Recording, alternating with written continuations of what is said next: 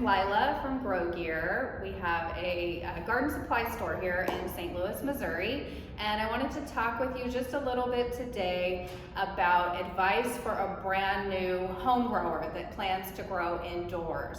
So there's a lot of information out there. If you've started to research about what you might need or want to do to get your indoor garden going, you may be feeling overwhelmed. My goal is to give you a few points of what you would need to get started without overwhelming you with too much information.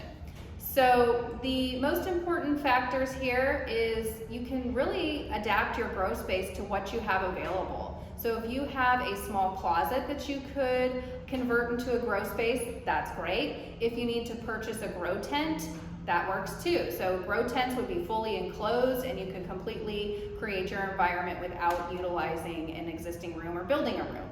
If you have the space and the desire to go bigger and you can utilize a basement space or a garage or a spare bedroom, then you can really get things going.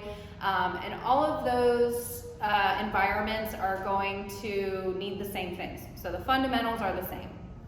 Essentially what you want to think about when you're growing indoors is that you're trying to mimic the ideal outdoor conditions. So your lighting, your indoor lighting, that's mimicking the sun. You're going to use fans to mimic the breeze and airflow that you need. So you're creating an environment that is like the outdoors for your plants to thrive. To get going, again, you need to determine what your grow space is, and from there you can really work to determine what's going to work. They have different size lights with different wattage, so depending on your space is going to drive what you want to buy.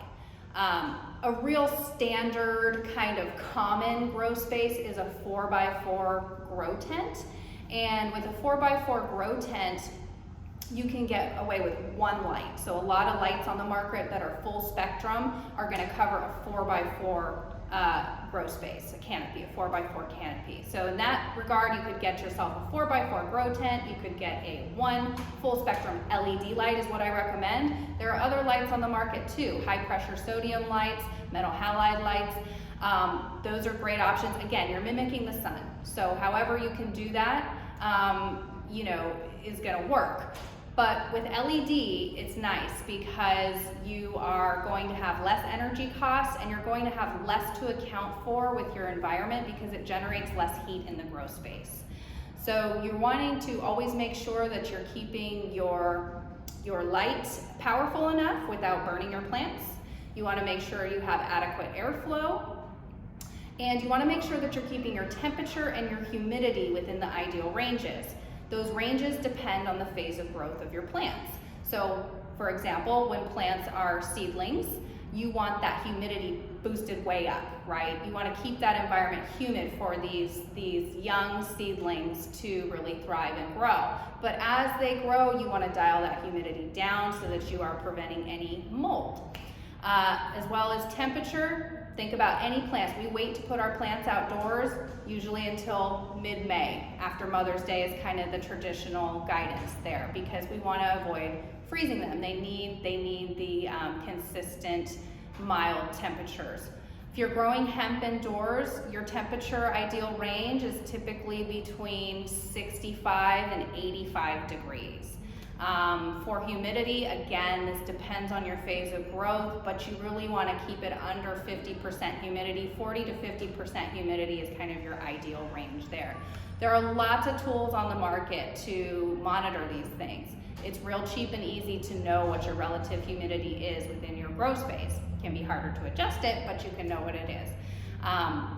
And from there, really, you're going to need your light, your grow space. Whether you're going to grow hydroponically, there's a lot of great setups already pre-made for you on the market, or you can build your own with 5-gallon buckets, and people get really creative with their hydroponic setups.